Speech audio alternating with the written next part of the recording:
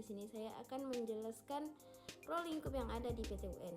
Yaitu yang pertama ada sejarah PTUN, ada kompetensi PTUN, ada objek dan subjek PTUN, ada alur penyelesaian sengketa PTUN, baik itu pra-peradilan, peradilan atau acara biasa, alat bukti, putusan, dan asas-asas dalam hukum acara PTUN. Yang pertama yang akan saya jelaskan yaitu sejarah PTUN di Indonesia, yang mana sejarah pembentukan PTUN di Indonesia melalui perjalanan panjang sejak masa kolonial hingga era reformasi. Terus, masa kolonial atau yang disebut dengan Stroh, pada masa Hindia Belanda terdapat sistem pengawasan tindakan pemerintah namun bersifat administratif internal. Pasca kemerdekaan, gagasan PTUN muncul dalam Undang-Undang Nomor 1945 atau pada pasal 24 dan 25. Namun baru mulai terrealisasikan dengan Undang-Undang Nomor 14 Tahun 1970 tentang ketentuan-ketentuan pokok penguasaan kehakiman. Lahirnya Undang-Undang Nomor 5 Tahun 1986 ini adalah tonggak sejarah berdirinya PTUN secara konkret. Undang-undang ini mengatur susunan kekuasaan dan hukum acara PTUN. Era reformasi dan amandemen seiring tuntutan demokrasi, Undang-Undang PTUN mengalami 2 kali perubahan.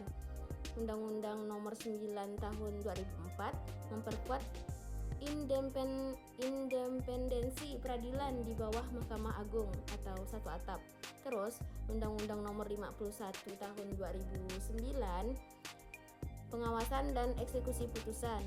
Selanjutnya itu Undang-Undang Nomor 30 Tahun 2014 atau administrasi pemerintahan, yaitu memperluas pengertian putusan TUN atau KTUN dengan Selanjutnya yang kedua yaitu kompetensi PTUN.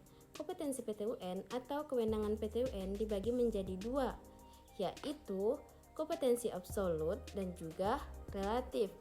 Kompetensi absolut, wewenang PTUN untuk mengadili perkara berdasarkan materi atau jenis sengketa. PTUN berwenang mengadili sengketa tata usaha negara, yaitu sengketa yang timbul dalam bidang tata usaha negara antara orang atau badan hukum perdata dengan badan atau pejabat tata usaha negara sebagai akibat dikeluarkannya keputusan tata usaha negara atau yang disingkat dengan KTUN. Yang kedua yaitu kompetensi relatif, wewenang PTUN untuk mengadili perkara berdasarkan wilayah hukum. Pada dasarnya, gugatan yang diajukan ke PTUN yang wilayah hukumnya meliputi tempat kedudukan tergugat atau dalam pasal 54 Undang-Undang Nomor 5 1986.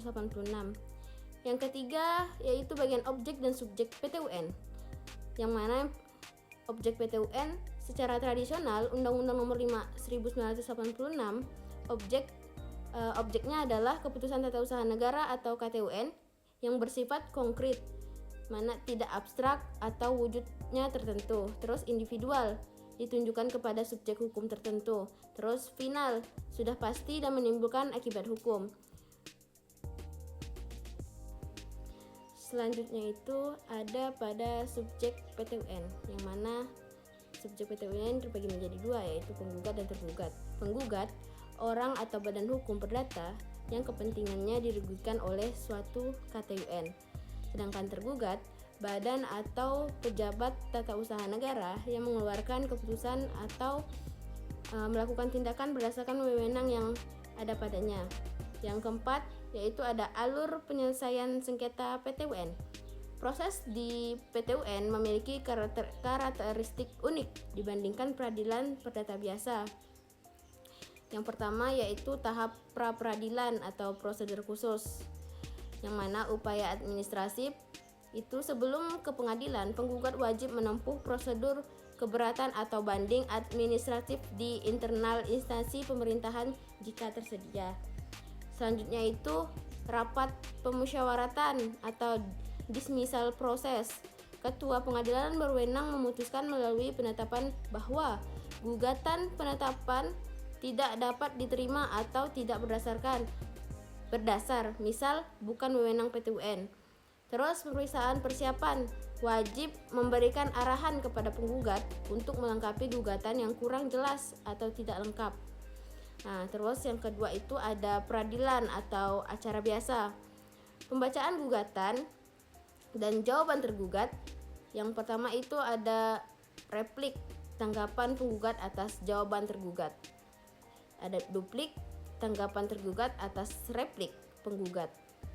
Terus pembuktian, tahap krusial untuk menguji dalil-dalil para pihak. Selanjutnya itu setelah pra-peradilan dan peradilan atau acara biasa tadi, maka selanjutnya yaitu alat bukti atau pada pasal 100 Undang-Undang Nomor 5 1986. Alat bukti terdiri dari surat atau tulisan, itu terus keterangan ahli, keterangan saksi, dan pengakuan oleh para pihak dan pengetahuan hakim. Selanjutnya memasuki bagian putusan. Putusan ini dapat berupa gugatan ditolak, alasan pemerintah benar secara hukum, terus gugatan dikabulkan, KTUN dinyatakan batal atau tidak sah, dan tergugat diperintahkan untuk mencabut KTUN tersebut. Terus yang selanjutnya gugatan tidak dapat diterima atau net on van Kelicke Verklan atau no, kesalahan formal. Terus gugatan gugur. Terus yang terakhir yaitu asas-asas dalam hukum acara PT UN. Beberapa asas utama yang membedakan PT UN dengan peradilan lain itu yang pertama ada asas praduga rechtsmeting atau praesuptio laustae causa. Suatu putusan pemerintah harus dianggap sah menurut hukum sampai ada putusan pengadilan yang menyatakan sebaliknya. Oleh karena itu, gugatan tidak secara otomatis menunda pelaksanaan KTUN. Yang kedua yaitu ada asas keaktifan hakim atau dominus litis. Hakim berperan aktif dalam mencari kebenaran material, membantu penggugat yang mungkin lemah dalam data atau dokumen melawan pemerintah. Terus yang ketiga ada asas erga omnes. Putusan PT UN berlaku bagi siapa saja atau umum, bukan hanya pihak yang bersengketa, karena menyangkut keabsahan suatu peraturan atau tindakan pejabat. Selanjutnya itu asas pembuktian bebas. Hakim tidak terikat pada alat bukti yang diajukan para pihak saja, melainkan bebas menentukan beban pembuktian. Terus ada asas sidang terbuka untuk umum, kecuali ditentukan lain oleh undang-undang.